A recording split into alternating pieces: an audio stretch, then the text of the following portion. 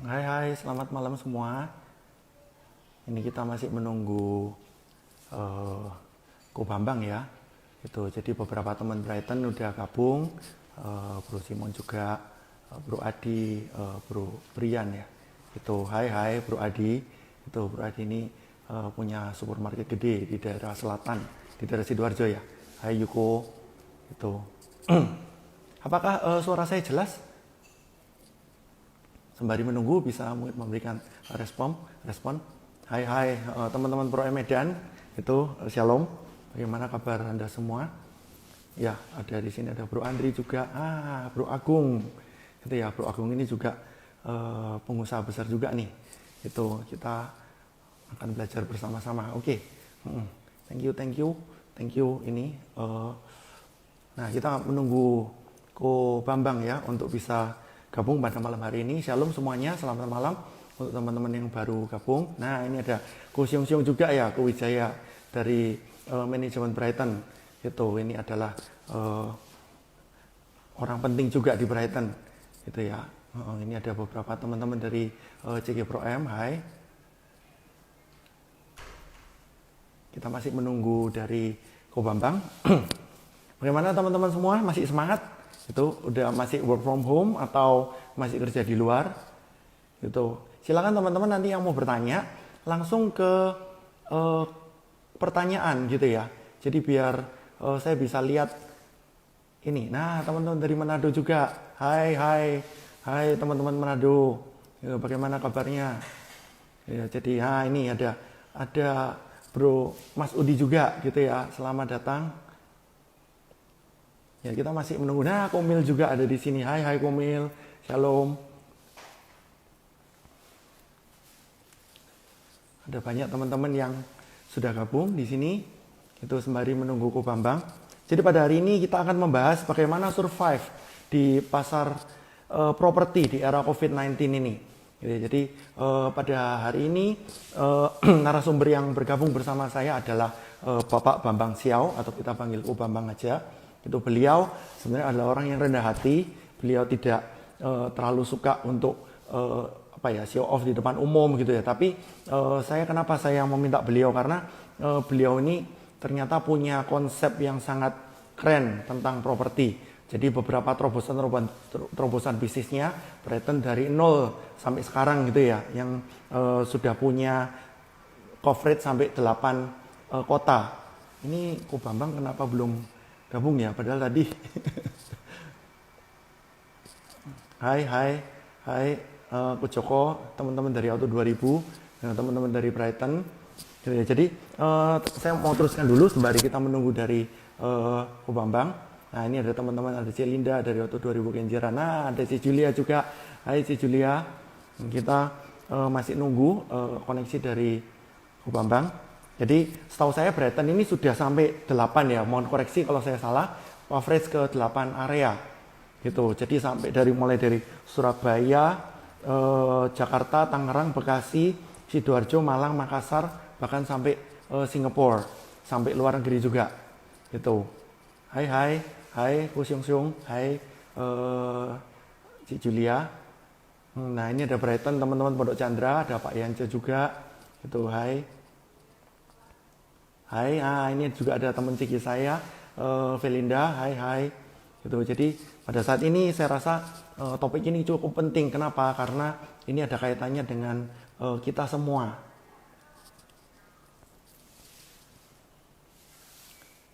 Mungkin Ko Siung Siung atau Ci Julia bisa tanya Ko Bambang, kenapa kok sampai sekarang belum join ya. Padahal tadi kita udah testing jam 7:10 tadi. Ko Bambangnya join sih.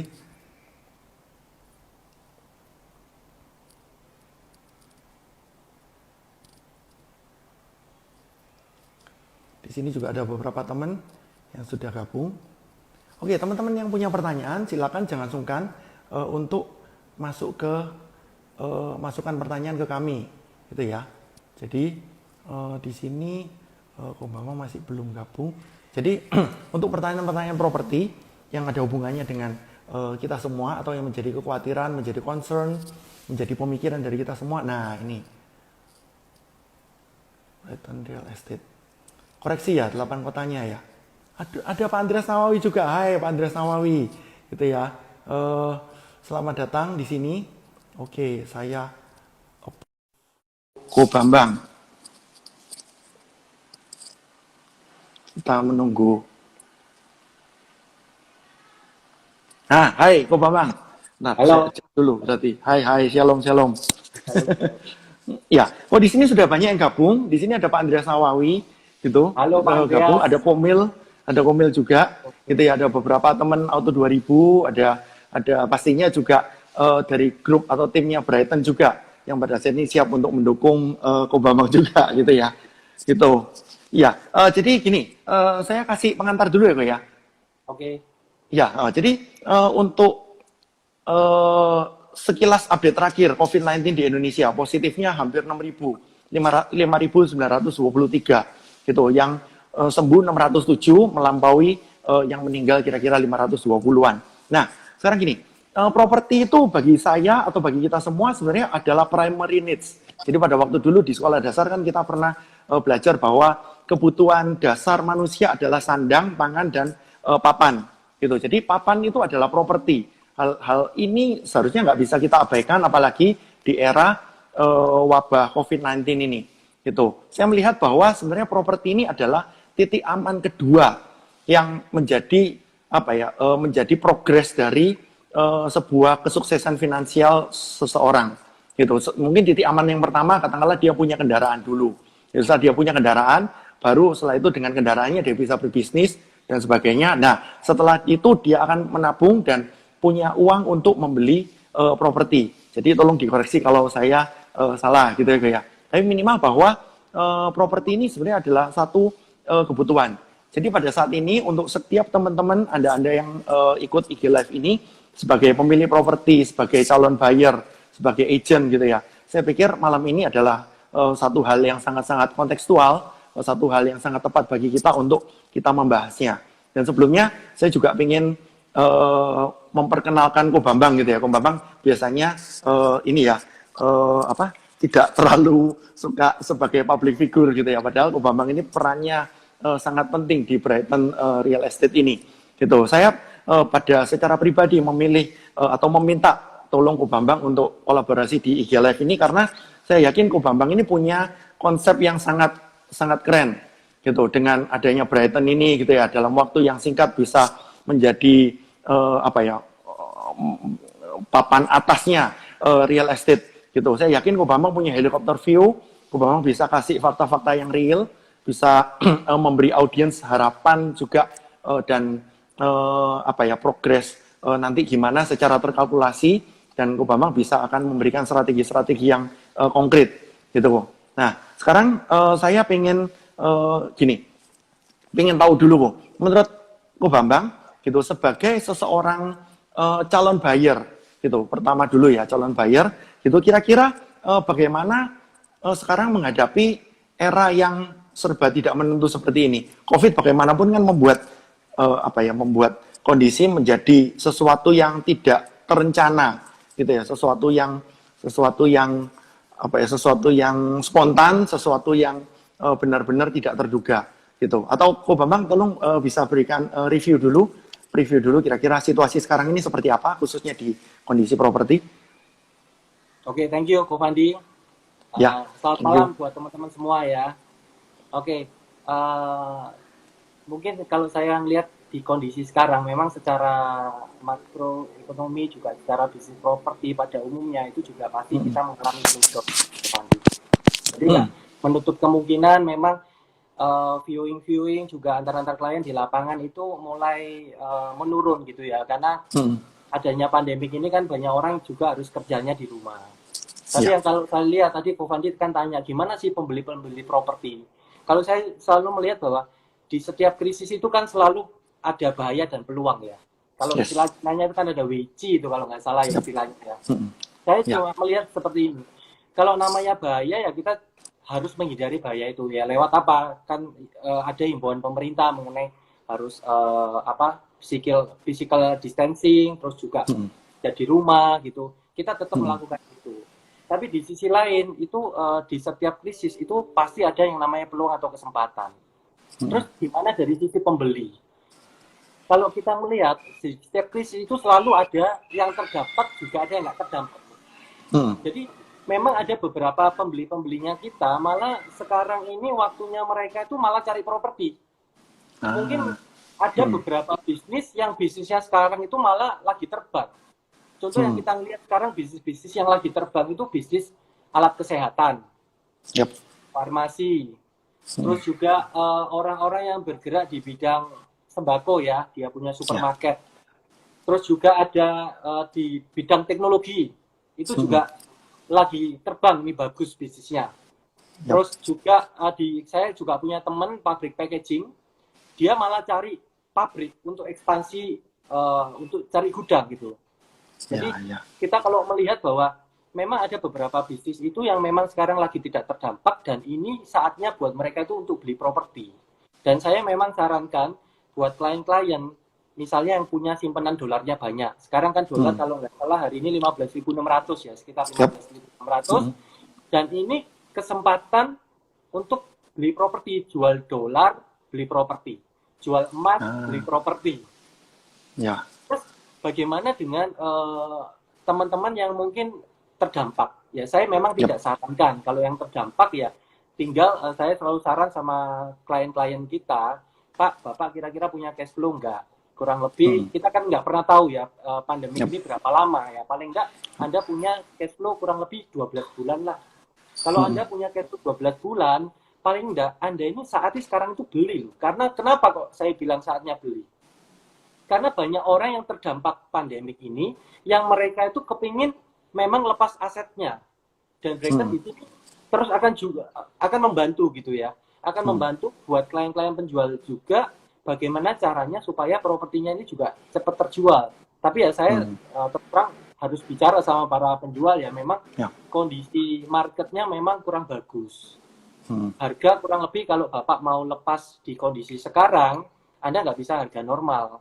Bisa harga normal kalau memang lokasinya Bapak itu unik, lokasinya strategis, dan Bapak mungkin nggak terdampak. Jadi Bapak nggak perlu uang, nggak butuh uang. Ya, kebetulan ada pembeli yang memang minat. Mau nggak mau, properti Bapak pasti bisa terjual. Tapi kalau memang Bapak terdampak, paling nggak Anda harus menurunkan kurang lebih 20%, 30% dari harga normal. Kalau memang Bapak mau jual, gitu.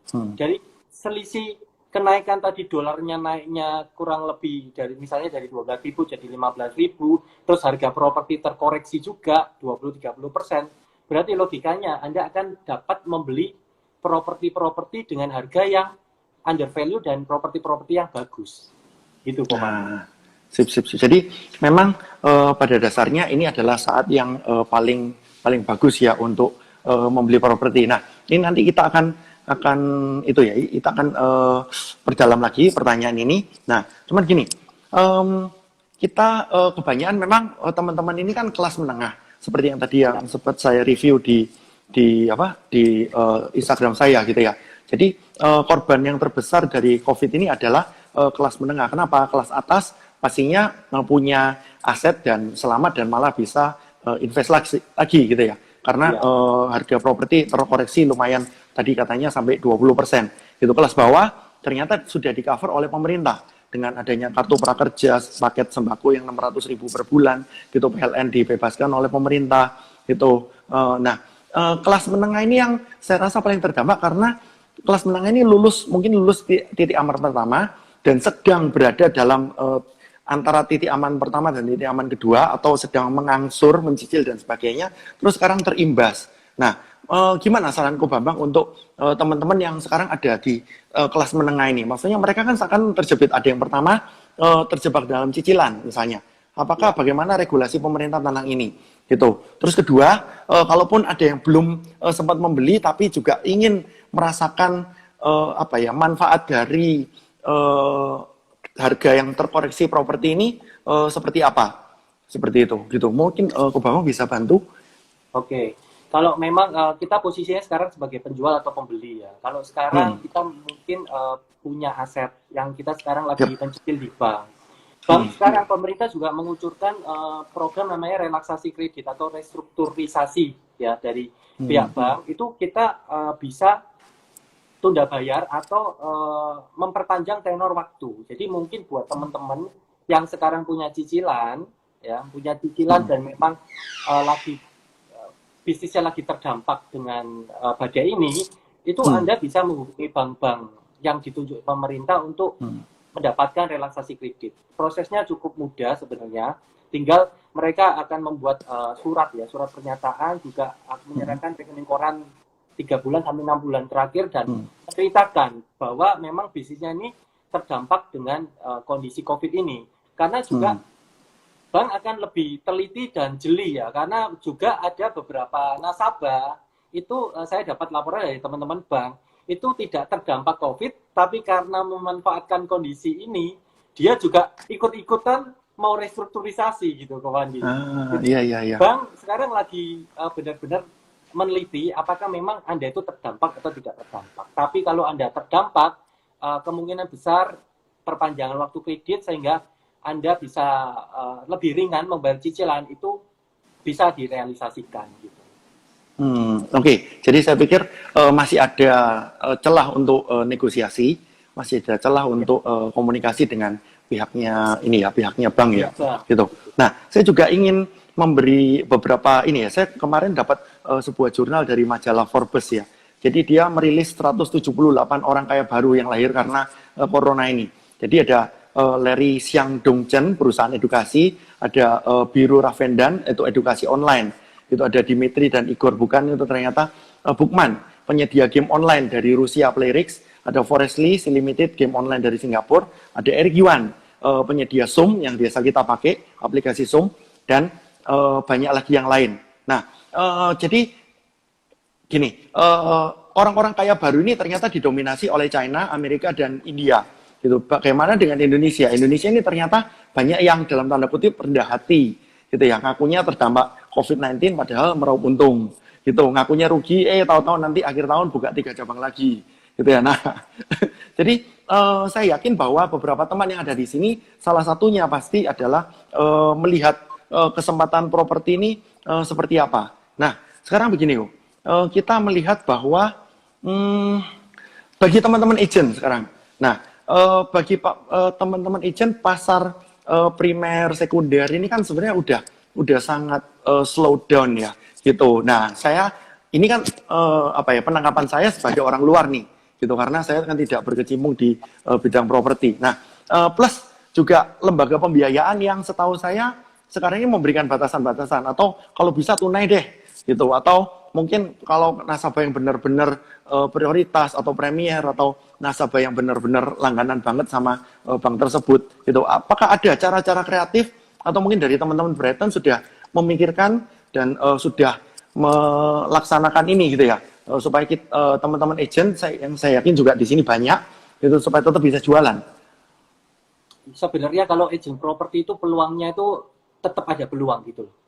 Jadi sudut pandangnya itu macam-macam. Ada agent yang merasa bahwa dengan kondisi ini semua slow down, kerja di rumah, dia nggak ngapa-ngapain. Tapi di sisi lain sebenarnya seperti yang tadi saya bilang, tetap ada peluang. Ada selalu ketika lewati krisis itu pasti banyak orang-orang kaya baru yang kita itu bisa tawar-tawar yang seperti tadi Ko Fandi sebutkan ya, kalau kita ya tinggal dikontak orang-orang itu, ditawarin properti. Pak, ini harganya ada properti miring, ayo mau beli nggak? Ini ada properti di Jalan Raya, misalnya Raya di Ponegoro, Pak, ini harga NJOP loh Pak, kapan lagi ada harga NJOP? Dan itu sebenarnya suatu peluang gitu loh. Tinggal kita sebagai agent properti bisa memandang ini suatu peluang atau suatu ancaman untuk bisnisnya kita gitu. Terus kita pun di Brighton terus memberikan cara ya, karena sekarang kan banyak klien-klien juga mencari properti itu kan dia harus paling nggak banyak di rumah ya, sehingga kita dengan teknologi yang kita telah siapkan, kita sebenarnya di aplikasinya Brighton itu ada 200.000 listingan properti yang Anda itu bisa pilih, jadi Anda nggak perlu repot dan tinggal ngunjungin juga kontak agent-agent kita juga bisa bantu viewing mereka secara online, memilihkan properti yang terbaik buat mereka gitu. Tinggal mereka pilih yang mana, tinggal mereka bisa deal. Juga memang dari sektor perbankan itu untuk memberikan kredit itu sekarang nggak mudah, Jadi memang beberapa bank itu selalu menganalisa apakah bisnisnya itu terdampak atau tidak terdampak. Beberapa hari yang lalu kita sudah juga mengadakan acara relaksasi bersama Bank Niaga. Bank Niaga dan beberapa bank yang lain tetap ngucurin dana kredit. Di bulan kemarin aja, kalau nggak salah, kemarin mengucurkan dana sekitar 700 sampai 800 miliar itu. Dan sekarang pun mereka tetap kolek cari nasabah yang memang bisnisnya tidak terdampak gitu. Itu sih. Jadi kita melakukan inovasi-inovasi, di Brighton pun kita melakukan inovasi, kita bisa lewat online, kita terus untuk membantu klien-klien kita untuk mencarikan properti yang tepat untuk mereka. Gitu. Oke, jadi bagaimanapun dari sisi lembaga pembiayaan, bank dan sebagainya, leasing, itu masih punya kepercayaan ya, masih punya confidence untuk meraup kesempatan gini ya, meraup peluang, meraup kesempatan di tengah krisis ini. Gitu, walaupun mungkin seakan-akan lebih selektif, gitu ya, Bu ya. Tinggal kita menganalisa bisnisnya terdampak atau enggak. Dan memang sekarang bank kan lagi waktunya banyak terpakai untuk handle restrukturisasi itu tadi. Sehingga mungkin prosesnya juga agak lama karena bank pun sekarang juga shift-shiftan gitu. Jadi agak sabar untuk nungguin gitu. Oke, sekarang saya ingin tanya nih sama Ko Bambang kan sudah kira-kira udah berapa tahun Bu di Brighton ini? Kira-kira dari sejak Brighton berdiri tentunya ya. Kan founder juga. 17-18 tahun. Nah, oke. Dengan pengalaman 17-18 tahun ini, kira-kira sekarang COVID-19 ini market terbesar di properti itu kira-kira yang di range harga berapa ya? Sorry, Ko Fandi, gimana? Jadi maksudnya gini, setelah kena imbas COVID-19 ini, gitu, kira-kira market properti yang terbesar, yang bisa apa ya, yang paling gemuk itu di angka sekitar berapa sampai angka berapa ya? Jadi misalnya, katakanlah kalau berapa waktu yang lalu kan kita sempat ini nih, tren properti ada pergeseran. Kalau dulu rumah mewah gitu ya, di atas 1 miliar atau di atas 2 miliar gitu. Terus habis itu kan akhir-akhir ini mulai ada pergeseran sebelum COVID-19 ini gitu. Jadi rumah-rumah dengan harga 400 jutaan gitu, 500 jutaan atau di bawah 1 miliar itu ternyata sangat-sangat diminati oleh banyak teman-teman. Nah, dengan adanya COVID-19 ini, gitu, prediksi Ko Bambang ke depan, itu yang kira-kira, yang kalau misalnya pie atau pizzanya, itu yang paling gemuk akan diisi oleh market properti yang seperti apa ya? Beberapa bulan yang lalu sebelum COVID-19 ini juga, itu memang didominasi dengan penjualan properti yang cukup banyak peminat, itu kurang lebih 1M sampai 2M. Jadi di bawah 1M itu market yang cukup gemuk. Tapi karena kita ini banyak klien, kita akan tangani juga primary dan secondary market, jadi klien-kliennya kita itu memang karakternya macam-macam ya. Ada yang memang klien itu sebagai investor, ada yang memang sebagai user. Karena kembali lagi pada dasarnya properti itu kebutuhan pokok, kita pun di masa COVID ini kita juga banyak agent-agent yang kita itu closingnya juga puluhan miliar gitu loh. Bukan closing yang kecil-kecil, juga ada closing-closing yang nilainya gede, memang didominasi dengan closing-closing yang sewa. Closing-closing sewa lumayan banyak juga gitu. Jadi ini tidak memupuskan harapan kita ya di dunia properti ya. Selalu memang kalau dibilang slowdown, kita akui memang slowdown. Tapi tetap ada itu yang orang-orang cari properti ya tetap ada. Malah sekarang negonya lebih gampang gitu. Karena customer-nya sebenarnya sudah tersaring ya, gitu. Benar-benar customer yang berminat dan punya uang gitu, yang dan itu hampir 100% beli gitu ya. Gitu. Ya, karena biasanya kalau orang cari kita terima incoming call, mungkin yang telepon itu juga orang pajak, orang appraisal bank, orang bank. Kalau sekarang kebanyakan orang yang telepon ya memang kebanyakan orang yang memang benar-benar cari gitu, cari properti. Jadi tersaring dengan sendirinya gitu. Betul. Jadi sebenarnya agent juga akan bisa lebih enteng gitu ya dalam masa-masa ini, karena customer yang benar-benar hot prospect yang benar-benar akan mencari pada saat sekarang ini. Kalau yang tanya-tanya atau apa gitu ya, baru iseng-iseng gitu, mungkin sekarang nyalinya udah dia duluan gitu ya. Oke. Dan memang ini saya mau cerita juga tahun 2000 krisis itu kan tahun 98, terus tahun 2000 ini kan tahun 2020 ya. Kalau Saya pernah mengalami tahun 2008 juga sama, banyak banget kantor-kantor agent properti itu juga banyak yang tutup malah. Dengan kondisi market yang krisis yang juga banyak yang terdampak gitu. Tapi waktu itu pun saya percaya di bisnis properti ini, namanya bisnis properti ini adalah kebutuhan pokok dan pasti jalan. Sehingga saya selalu berpikir apa? Pasti ada yang tidak terdampak, ada yang terdampak. Dan tugasnya kita sebagai broker adalah bagaimana menjembatani orang-orang ini. Dan waktu itu, waktu tahun 2008, saya pun berhasil jual kafling komersial di daerah Pakuwon, itu 2 unit. Saya tanya sama klien saya, kenapa kok beli? Klien saya bilang, loh, Pak, kita beli karena apa? Kalau kita pegang uang, kena inflasi, nanti uangnya kita nggak ada artinya. Sehingga apa? Kebetulan dolarnya dia punya dolar banyak, dia langsung foto properti itu, gitu. Di mana yang lain juga istilahnya secara bisnis properti secara umum juga slow down, tapi saya tetap bisa closing di masa-masa seperti itu, gitu. Dan akhirnya apa? Setelah 2008, 2009, 2010 harganya luar biasa naiknya, gitu teman-teman. Jadi setelah krisis itu harganya itu malah kenaikannya lonjakannya lumayan gede banget gitu lah. Dan itu membuat klien-klien di masa ini pun mereka juga punya pola pikir yang sama. Ini memang waktunya bagi klien-klien memang punya cash flow dan bisnisnya memang tidak terdampak gitu ya. Oke. Saya juga mengingatkan bagi teman-teman yang mau bertanya silakan gitu ya, bisa bertanya di komentar gitu. Kalau nggak gitu bisa bertanya tadi di IG story saya. Karena kalau tanyaannya di menu pertanyaan di IG story saya bisa dibaca di sini nih gitu. Tapi kalau misalnya dibaca di komentar kadang-kadang kan ketemu hilang gitu ya.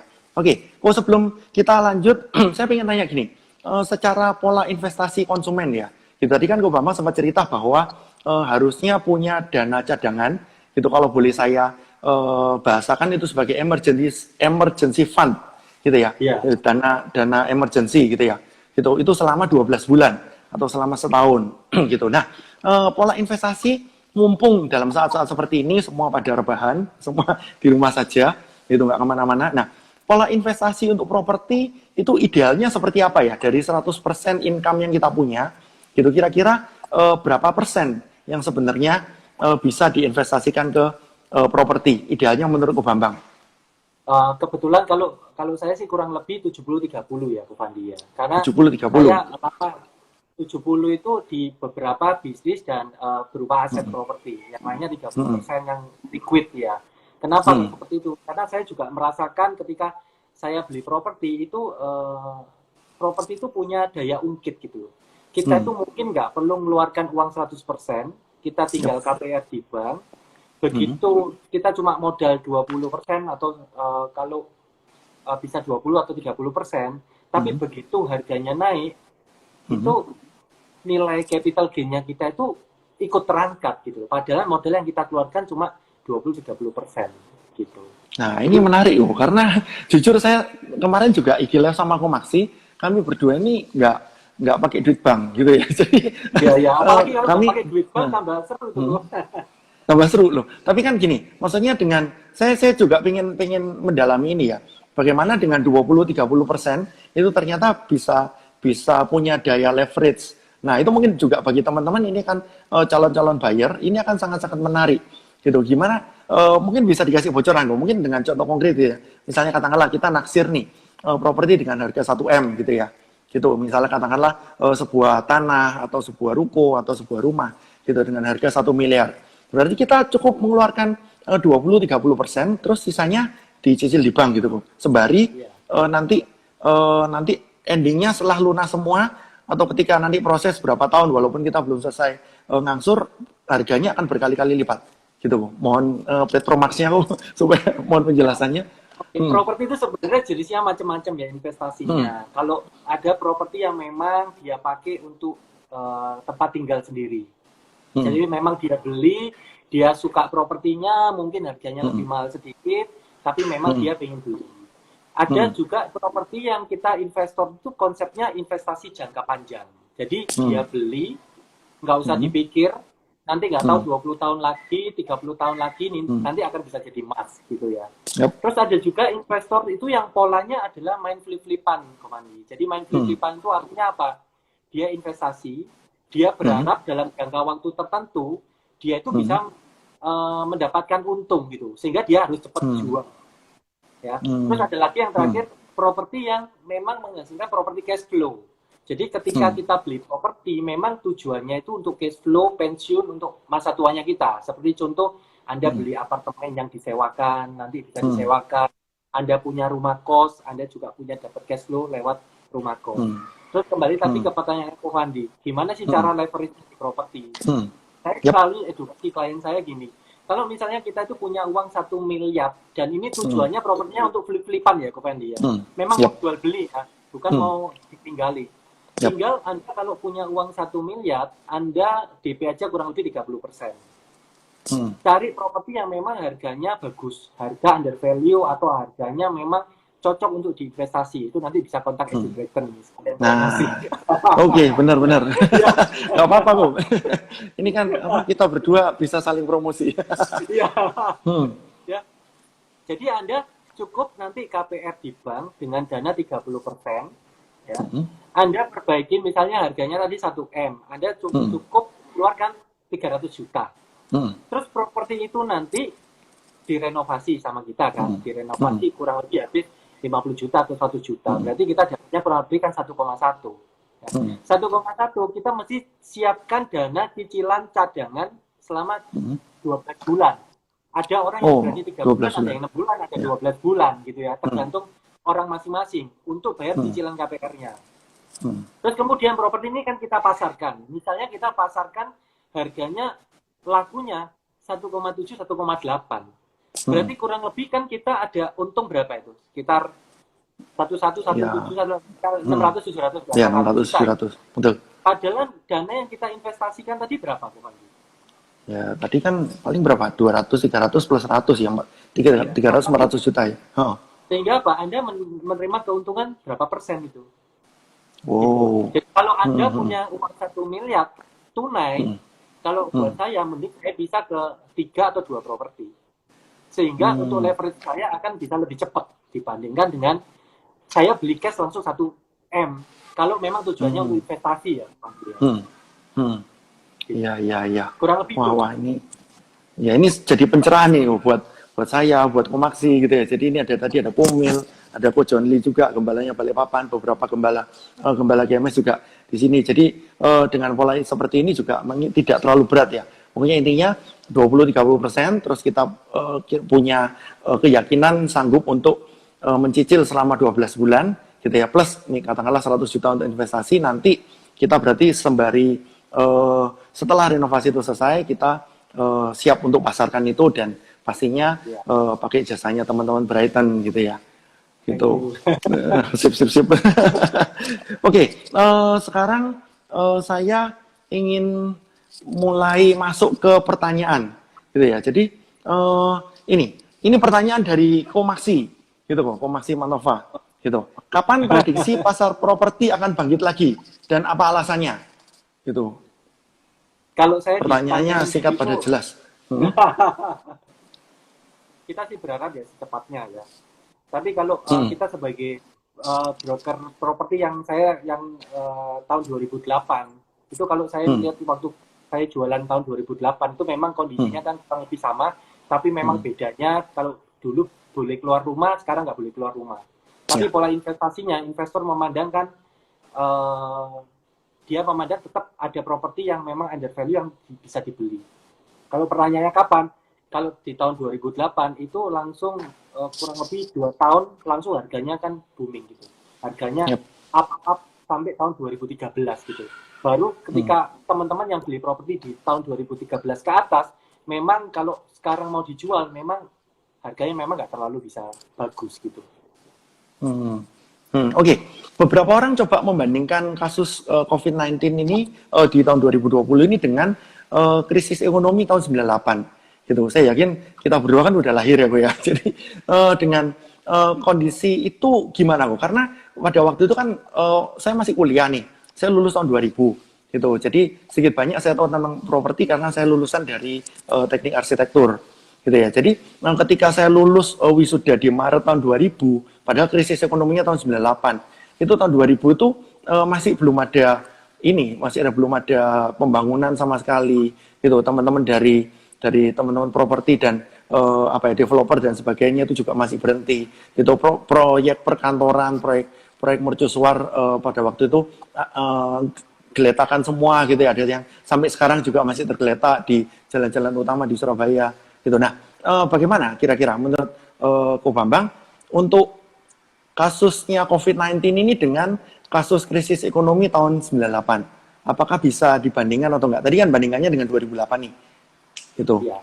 Sebenarnya kalau kita di bisnis agent properti ya, mungkin waktu itu saya belum jadi agent, tapi saya secara analisa waktu tahun 98 itu kan banyak juga kerusuhan orang-orang yang punya duit kan ke luar negeri ya. Nah, pada saat itu sebenarnya banyak banget properti-properti yang dijual juga murah gitu, Jadi memang di properti itu uniknya ya seperti yang kembali ke konsep yang awal ya, selalu ada orang kaya baru, ada juga orang yang memang butuh lepas propertinya gitu. Dimana kalau orang itu memang kebutuhannya lepas dan dia harus cepat jual, mau nggak mau kan dia pakai harga. Terus ada juga orang yang melihat, oh ini peluang gitu ya. Tinggal dia sikat, dan saya selalu merasa bahwa saya punya istilah kan badai pasti berlalu gitu. Tinggal buat nanya sampai kapan gitu ya. Gitu ya. Jadi badai pasti berlalu, habis gelap terbitlah terang, itu selalu ada harapan. Di situasi ini pun pasti selalu ada harapan gitu. Dan saya selalu belajar atau lewat badai COVID ini selalu apa yang kita harus lakukan. Yang pertama adalah endurance, yang kedua adalah strategi ya. Bagaimana caranya kita bertahan di masa COVID ini supaya mengefisiensikan kita punya cash flow semua, supaya bagaimana tidak terganggu dan terus tetap eksis. Di sisi lain kita juga harus pikirkan strategi-strategi baru sehingga ada perilaku konsumen yang berubah ya, Pandi ya. Kalau dulu mungkin nggak ada teknologi, nggak pakai teknologi, sekarang gara-gara COVID ini semua pintar pakai Zoom, pakai aplikasi, mendadak itu, semua mendadak perilaku konsumennya berubah gitu. Dan selalu ada peluang menurut saya ya. Selalu ada peluang ya. Jadi ini agak beda ya dengan yang 98 ya. Tapi menurut Ko Bambang kalau dibandingkan dengan 2008 berarti secara prediksi atau secara intuisinya Ko Bambang selama ini bahwa kira-kira 2 tahun lagi gitu ya kita akan amin. Jadi teman-teman kalau memang tahun 2020 dan 2021 gitu ya, dan kita harapkan sih 2022 ini kita udah bisa memetik gainnya seperti itu ya Ko ya. Gitu. Oke. Karena nah ini satu lagi gitu. Ada pertanyaan juga. Tadi sih saya diskusi dengan seorang financial planner gitu ya. Dia bilang, "Van, ini kalau misalnya kondisi sekarang itu belum dasarnya jurang loh." Gitu. Jadi misalnya kalau kita jatuh gitu ya, ini sekarang kan kita ibarat lagi jatuh. Gitu. Ketika jatuh ini belum dasarnya. Gitu. Bahkan beliau sempat bercerita bahwa dengan pasar saham dan sebagainya itu sekarang masih belum nyentuh dasarnya. Gitu. Dan dia juga ngomong bahwa properti sendiri itu bisa jadi ini nggak apa-apa ya ngomong bisa jadi belum dasarnya juga. Dan menurut dia nanti dasarnya rock bottomnya itu nanti ada di tahun 2021. Gimana Bu? Gitu. Pendapatnya Ko Bambang. Tergantung sudut pandangnya ya. Seperti tadi yang saya ada orang yang memang tidak terdampak, mungkin istilahnya dia duit ada, dolar ada, dia mau tahan propertinya, dia tidak akan turunkan harga propertinya gitu.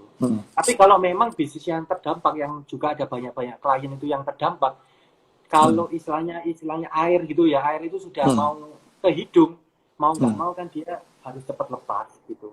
Dan tergantung sudut pembelinya.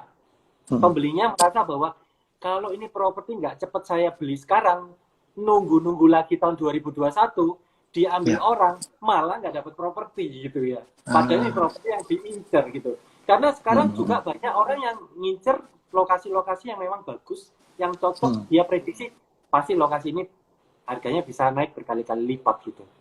Nah, Jadi tergantung keberanian orangnya dan keberanian cash flow-nya dia ya gitu ya. Dan kebutuhannya. Kalau memang dia merasa ini oke, harganya oke, langsung cepat ambil. Kalau nggak Anda ambil, banyak pembeli lain juga pasti ngantri. Investor-investor juga banyak sekarang tuh lagi cari-cari properti gitu. ya. Oke, jadi bagi teman-teman gitu. Nah, betul. Justru sebenarnya pesan saya bagi teman-teman buyer gitu ya. Jadi kalau memang benar-benar ada satu ada satu properti yang memikat hati Anda dan ini benar-benar prospek, apakah itu untuk jangka pendek atau untuk jangka menengah atau untuk jangka panjang, mending cepat diambil sekarang. Gitu ya. Bukankah di Alkitab juga dikatakan gitu ya, ketika ada orang melihat satu lahan, terus ketika dia menggali dan ketemu harta yang tidak ternilai, dia cepat-cepat jual semua hartanya untuk membeli lahan itu gitu ya. Ya. Seperti itu. Ya, Dari sini bisa jadi satu. Ya. Properti kan ada dua jenis ya. Obama agak putus-putus ya. Properti kan ada dua jenis, properti primary dan properti secondary. Kalau di sisi properti primary itu sekarang tuh lagi banyak developer yang memberikan kemudahan cara bayar ke Fandi. Jadi cicilan-cicilan mulai dari cicilan 2 juta, 3 juta itu banyak di market. Jadi mungkin buat teman-teman yang memang masih ada cash flow, kerjaannya juga perusahaannya nggak terdampak, dia juga oke ya secara income, untuk gaji bulanan cash flow juga sudah ada. Menurut saya juga ini saatnya Anda beli properti, karena cara bayar developer ini sekarang lagi menarik. Ada developer yang bilang DP sekarang, nanti libur bayar, mulai cicilannya bulan Juli. Jadi macam-macam gitu, promo-promonya developer sekarang juga lagi menarik gitu. Dan ini kesempatan buat teman-teman yang memang mau pakai sendiri dengan cicilan-cicilan yang 2 juta, 3 juta, Anda bisa dapat di masa-masa seperti sekarang gitu. Nah, yang saya yakin bahwa dari teman-teman developer pun melihat sekarang ini sebagai satu challenge bagi mereka juga, makanya justru ada banyak bonus, ada banyak insentif, ada banyak mungkin juga bisa negosiasi juga ya, gitu untuk hal-hal seperti ini. Makanya kenapa saat-saat ini justru malah adalah saat yang paling tepat, gitu ya. Kok ini ada satu pertanyaan, Bu, dari ini ada apa ya? Ini ada pertanyaan. Saya bilang gini, kenapa pasar properti di sebut langsung nggak apa-apa ya, di Mojokerto belum bisa berkembang padahal sudah ada tol, dan bagaimana menarik minat orang Surabaya atau orang sekitar di Mojokerto untuk investasi. Nah, ini mungkin ada kaitannya dengan lokasi ya. Mungkin ini sekarang si calon penjual nih gitu berpikirnya bahwa dia sudah punya satu lahan atau satu bangunan yang mau dia jual atau dia mau sewakan gitu di daerah satelitnya Surabaya, apakah itu Mojokerto, Sidoarjo, Gresik dan sebagainya gitu ya. Nah, gimana caranya gitu, Bu? Oke. Sebenarnya ada satu konsep properti itu real estate is lokal ya. Jadi konsep itu di mana kalau di Mojokerto memang kebanyakan orang yang minat adalah orang-orang yang di daerah Mojokerto, tahu marketnya Mojokerto, dan mungkin perusahaan-perusahaan yang upah kerja pegawainya juga menyesuaikan dengan Mojokerto. Mungkin mereka yang berkepentingan gitu. Jadi mungkin kalau kita melihat bahwa kenapa ya orang Surabaya nggak mau beli Mojokerto, kita cukup menganalisa gitu. Apakah orang Surabaya ini ada kepentingan nggak untuk ambil properti di sana gitu. Kalau memang mereka nggak ada kepentingan, memang agak susah ya. Mereka akan memilih jalan investasi yang lain, karena investasi properti kan lokasinya juga macam-macam. Dia akan memilih lokasi yang kira-kira dia bisa kontrol dan lokasi itu bisa berkembang gitu. Jadi kalau jawaban saya mengenai Mojokerto, saya juga orang Mojokerto ya kebetulan ya. Memang, tepat sekali nih. Memang tergantung kebutuhan market. Ada daerah-daerah komersial di Mojokerto yang memang tetap ada peminatnya. Misalnya ada orang yang mau buka brand-brand KFC, McDonald, itu mereka tetap cari tempat-tempat yang oke. Tapi untuk segi perumahan-perumahannya, kita juga melihat juga kalau kita mau jual properti, kita melihat kira-kira rata-rata pendapatan di Mojokerto itu berapa sih? Apakah cocok di Mojokerto kita jual harga 3M, 4M, apakah cocok atau enggak? Atau sebaliknya, kita mending kalau di Mojokerto jual yang harga di bawah 1M. Jadi itu tergantung marketnya gitu. Kita mesti analisa. Oke. Mantap sekali. Jadi semoga bisa menjawab ya bagi teman-teman. Nah, gini, ini ada beberapa pertanyaan tapi masih ditulis di komen gitu ya. Jadi saya baru baca gitu ya. Tapi yang pasti teman-teman Brighton ini pada heboh gitu, saling saling menyapa, saling saling menimpali. Tadi juga antara Komil, Ko John Lee dan Mas Sudi, Bro Mas Sudi juga saling menimpali juga. Jadi keren sekali nih. Jadi di saat kita berdua sedang ngobrol gitu ya, ternyata mereka sendiri juga saling menyapa dalam ini, dalam komen gitu ya. Oh, ini ada satu pertanyaan lagi kok yang masuk karena agak panjang makanya saya baca di iPad sini aja. Nah, sekarang gini, kondisi sekarang debitur banyak jual aset murah. Apa ada platform yang cepat dan tepat gitu? Yang pasti platformnya pakai Brighton gitu ya. Gitu dalam kondisi normal transaksi properti penjual dan pembeli dibantu oleh broker. Namun waktunya bisa berbulan-bulan. Nah, sekarang kondisi sekarang debitur banyak yang lepas aset karena kejar-kejaran sama biaya bunga dan cost dan juga kebutuhan hidup juga ya. Gitu. Kalau pakai cara yang normal bisa deal berbulan-bulan, notaris dan sebagainya gitu. Apakah ada platform yang khusus menghubungkan aset perbankan yang penjual yang butuh uang dengan pembeli yang benar-benar ada uang untuk invest gitu. Jadi ini cutting itu ya, cutting distribusinya ya, atau cutting chain-nya ya, value chain-nya gitu. Ya, kalau aplikasi yang seperti saya, setahu saya masih belum ada ya, Kopandi. Tapi kalau memang sekarang pembeli ini lagi memang banyak beberapa case teman-teman bank itu NPL bank lagi tinggi, sehingga memang banyak kredit macet juga, banyak yang properti itu memang harus dijual di bawah market. Kita tinggal analisa. Ya, ini bocoran juga nih. Kalau kondisi sekarang memang kalau kita memang mau jual harga normal itu memang agak berat. Ya sesuai tadi yang saya bilang, kalau properti Anda punya keunikan dan Anda tidak terdampak, mungkin Anda bisa jual harga normal. Tapi kalau memang Anda sekarang lagi kebutuhannya juga mendesak, mau nggak mau Anda mesti cut harga dari harga normal. Dan kita pun agent properti, kita akan berusaha bagaimana caranya untuk mendapatkan pembeli untuk Anda gitu. Ya itu yang langkah-langkah yang kita lakukan, dan kita pun terus akan expose lewat teknologinya kita, lewat jaringannya kita Brighton, supaya harapannya apa ya, properti Anda cepat terjual. Tapi kalau kita ditanya kira-kira berapa lama ya mau jual propertinya, ya tinggal kadang-kadang saya jawab ini, kalau mungkin saya menentukan harga mungkin besok aja bisa laku gitu ya, itu bercandanya properti ya, tapi kan nggak mungkin gitu ya. Jadi kita sebagai agent tetap akan servis klien-klien para penjual untuk bagaimana caranya kita ini untuk mendapatkan pembeli. Di Brighton pun sekarang bagaimana caranya mendapatkan pembeli, kita punya program di aplikasinya kita itu namanya One Connect System. Tujuannya apa di One Connect System?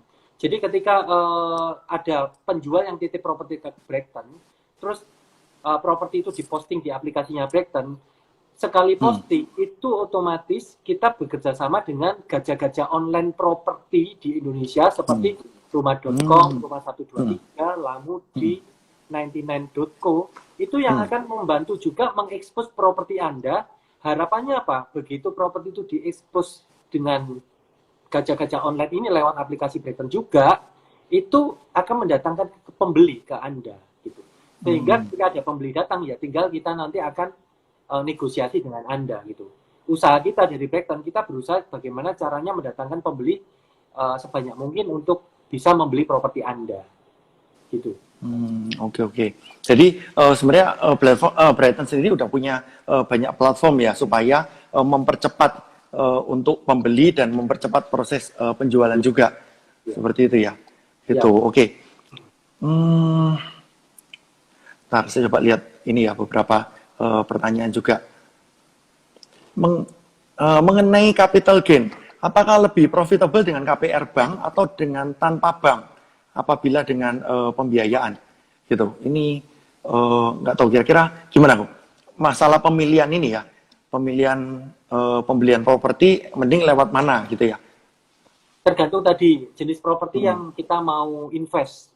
Kalau kita memang maunya flip-flipan, kalau saran saya sih kalau bisa pakai uang bank, monggo, karena Anda akan bisa mendapatkan beberapa properti. Tapi kalau memang kebutuhannya untuk Anda rumah tinggal, karena kan rumah tinggal nggak untuk dijual ya, Kopandi ya. Ya, kalau Anda punya duit cash ya dibeli secara cash ya nggak ada masalah gitu, Kopandi. Hmm. Oke, oke. Teman-teman, ini kita hampir 1 jam, gitu ya. Jadi saya rasa kita hanya bisa 1-2 pertanyaan lagi. Habis itu ntar kita tutup, begitu ya. Nah, ini ada juga pertanyaan, gitu Bu. Apakah bijaksana kalau menjual properti untuk menutup kebutuhan hidup, gitu? Kalau misalnya saya boleh bantu Ko Bambang jawab, harusnya kan mending itu ya apa? Bagaimana kalau alternatif yang lain dijual dulu sembari menunggu kondisi ini lewat gitu Bu? Atau gimana Bu? Ada pencerahan Bu? eh Tergantung kebutuhannya ya. Kalau itu properti rumah Hmm, tinggal ya Anda hmm, sebisa mungkin Anda pertahankan karena kan memang untuk hmm, Anda tempatin gitu.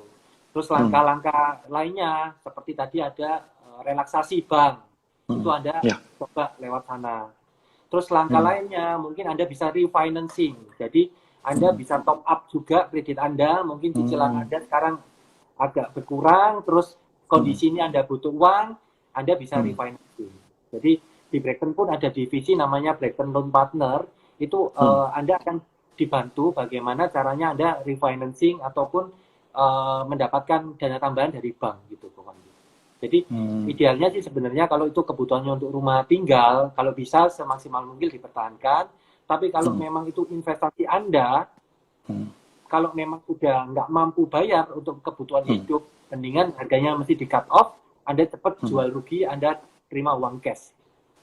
Wah, Gitu. ini benar-benar jadi satu pemikiran yang segar gitu ya bagi bagi kita bahwa apapun yang terjadi dalam hidup kita harusnya kita tetap ada jalan keluar gitu ya. Dan memang pembicaraan kita pada malam hari ini adalah membuka dimensi baru tentang properti gitu ya, tentang dunia properti ini. Dan saya yakin saya sudah berbicara dengan orang yang tepat gitu, dengan Ko Bambang gitu. Nah, gini, eh, ini sebenarnya pertanyaan yang tidak ada hubungannya, tapi akhirnya saya tarik jadi ada hubungannya gitu ya. Karena ntar lagi kita akan tutup juga karena 1 jam tepat, lalu tahu-tahu diputus gitu. Jadi kemarin juga waktu sama Komil 1 jam terus diputus dan kita bengong tuh. Kenapa kok putus sendiri ya? Gitu. Nah, gini, kira-kira apa ya? Apakah gini pertanyaannya, what is your worst day? Gitu. Dan bagaimana Ko Bambang bisa overcome ini, bisa melampaui ini yang dikaitkan dengan COVID-19 ini. Jadi beberapa orang kan berpikir bahwa ini adalah musim yang paling malang dalam hidup saya. Saya adalah orang yang paling malang sedunia. Saya harus menjual properti saya atau saya harus menjual begitu banyak aset yang saya punya, gitu ya. Jadi saya ini orang yang paling malang atau paling sial sedunia, gitu. Nah, kaitannya dengan itu, Bu. Gitu. Bagaimana pengalaman Ko Bambang selama ini? Apakah pernah mengalami seperti itu dan bagaimana Ko Bambang bisa overcome itu, bisa melampaui hal itu sehingga Ko Bambang bisa menjadi orang sukses seperti sekarang ini? Saya rasa ini adalah pertanyaan terakhir. Habis itu nanti kita bisa tutup dalam doa gitu ya. Gitu. Jawabnya bisa agak panjang, nggak apa-apa. Kita punya Ya. kira-kira 5 menit. Gitu. Oke, sebenarnya Hmm. saya percaya bahwa segala sesuatu itu pasti ada kebaikannya. Tuhan pasti kasih yang Amin. kebaikan buat kita. Itu yang saya percayai. Jadi Hmm. apapun kondisinya kita tinggal melihat responnya, Bu Andi. Hmm. Kita mau respon positif atau mau respon negatif. Hmm. Tinggal kalau mau dibilang kondisinya tidak mengenakan buat kita, ya memang nggak enak ya. Apalagi Hmm. kita disuruh biasanya aktif, kita disuruh kerja Hmm. di rumah. Hmm. Semua nggak enak gitu. Tapi Hmm. kita tinggal lihat positifnya itu apa sih. Hmm. Akhirnya saya pribadi pun lewat rebahan di rumah, saya malah lebih aktif Hmm. gitu. Banyak hal yang Wow. saya bisa lakukan gitu. Malah Hmm. saya bilang sama teman-teman, kita rebahan oke, tapi kita harus Hmm. rebahan yang produktif. Saya baca Yes. buku, lihat Hmm. Zoom, gitu ya, Hmm. Zoom cara pembicara yang bagus yang Ya. bisa menambah wawasannya saya, dan kita juga Hmm. punya strategi-strategi baru. Post COVID ini apa yang kita harus lakukan? Setelah ini lewat, Hmm. badai ini lewat, kita tuh harus melakukan apa? Banyak banget strategi-strategi baru yang saya pikirkan dan benar-benar, wah ini benar-benar mungkin sama Tuhan ini kita mungkin disuruh semedi dulu gitu ya, suruh Ya.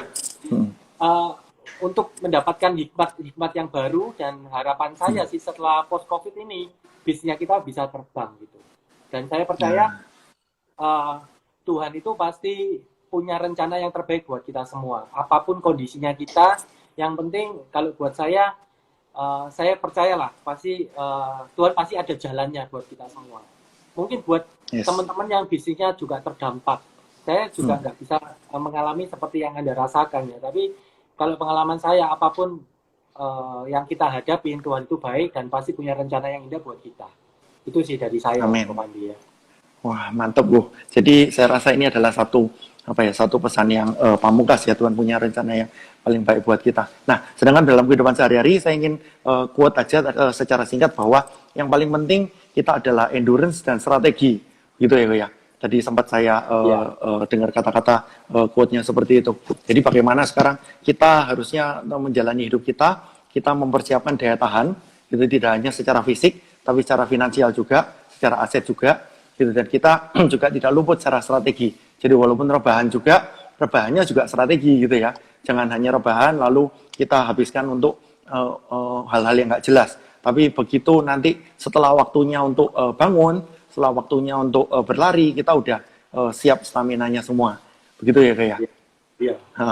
Ya, oke. Oh, kita akan tutup karena waktunya ini udah mepet gitu. Jadi kita akan tutup dan bisa saya minta tolong Ko Bambang untuk mendoakan juga teman-teman yang ada di sini, juga mendoakan kiranya bagi beberapa mereka yang teman-teman yang ada masalah juga di COVID ini, masalah secara kesehatan, masalah secara aset dan sebagainya gitu.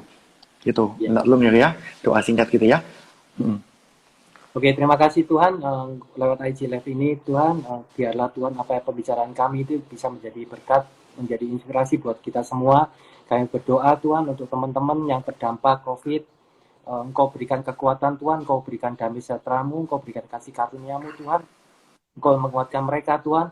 Kami percaya Tuhan Engkau baik buat hidup mereka Tuhan. Dan buat teman-teman yang lain, seluruh bisnis ataupun seluruh apa yang mereka lakukan Tuhan, Engkau akan selalu melindungi, Engkau selalu mengurapi, Engkau akan selalu memberikan jalan yang terbaik buat mereka semua Tuhan. Amin. Supaya lewat bencana ini Tuhan, lewat COVID ini Tuhan, ada sesuatu yang baru Tuhan, sesuatu yang dahsyat Tuhan yang Kau persiapkan buat kami semua Tuhan.